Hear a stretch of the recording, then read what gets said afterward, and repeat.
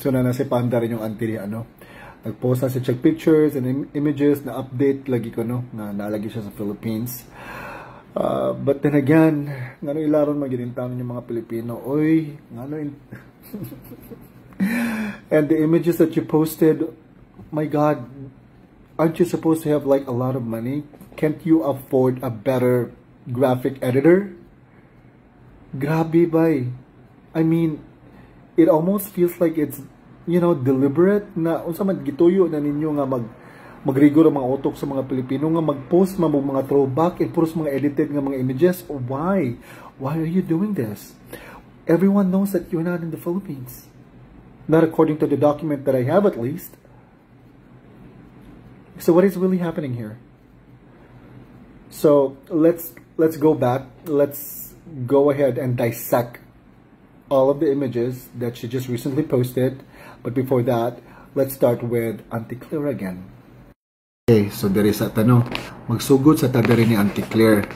Kaya ngon magid ko no siya nga naabot ako no alas 5:58 sa Lunes diha.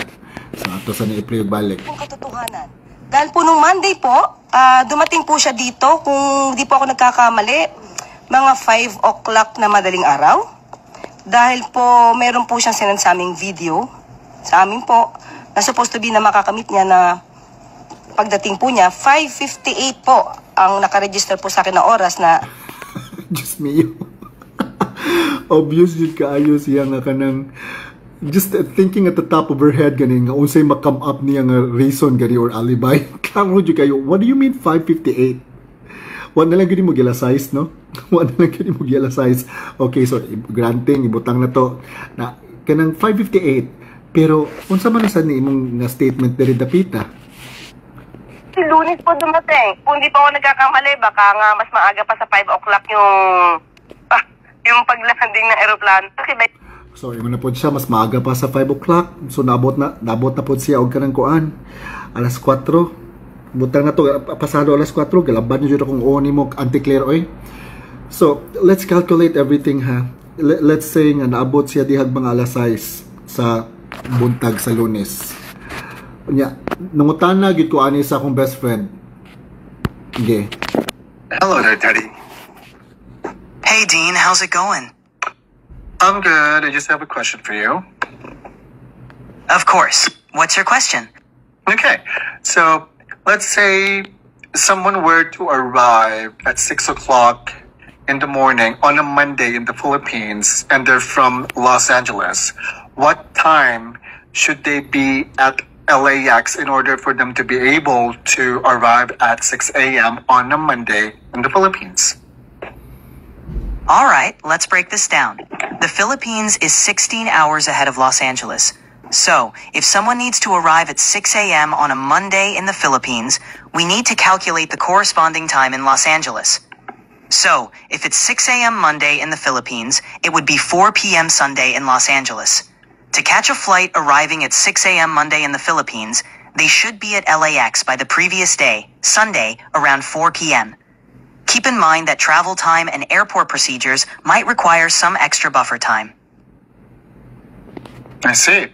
So, what time should they be at LAX then? What time should they leave? To determine when they should leave, let's consider the flight duration from Los Angeles, LAX, to the Philippines.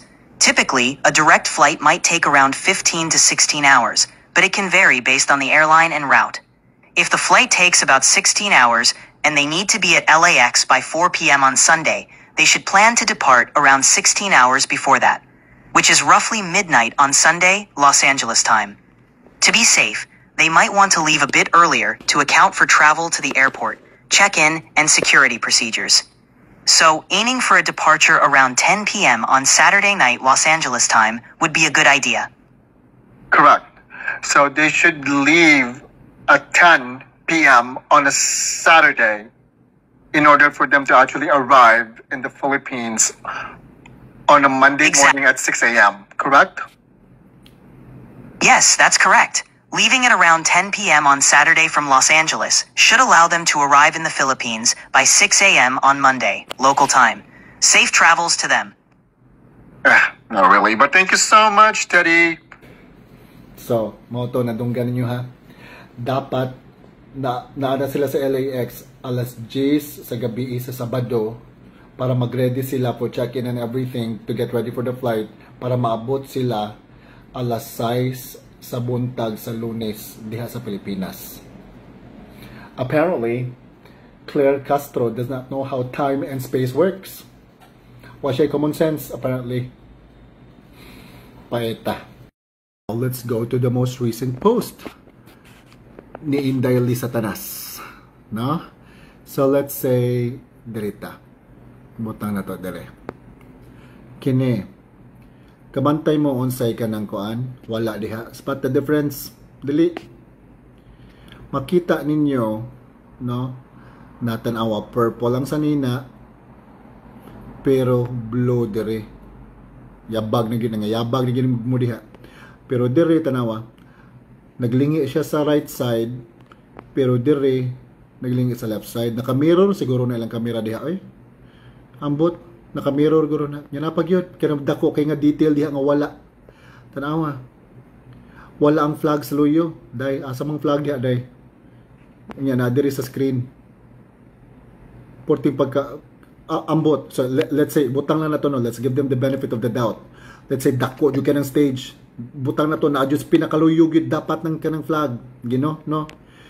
Okay. Pero na may picture sa dire. Asa man flag diha day. Asa man flag diha. Pero nasa screen nya diri wa. Unsa man na? Unsa man ang tinunto ninyo diha? Ha? Unya kini gyud ang pinaka grabe gyud nga kanang kuan, kanang klaro kay fake. Kanang sa bagon na si kuan si Vic na among you can be in the same room together nga purti man ang sukuan ninyo si Vic.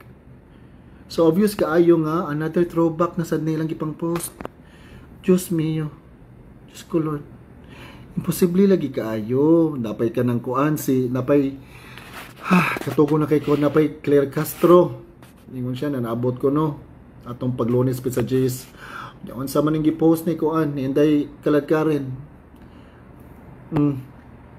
Ibutang na to wala na sa kuan kanang pizza Tracy, butang na to naghapon na sa pizza J's o pizza Noybe. Butang na to nara na nga mga adlaw.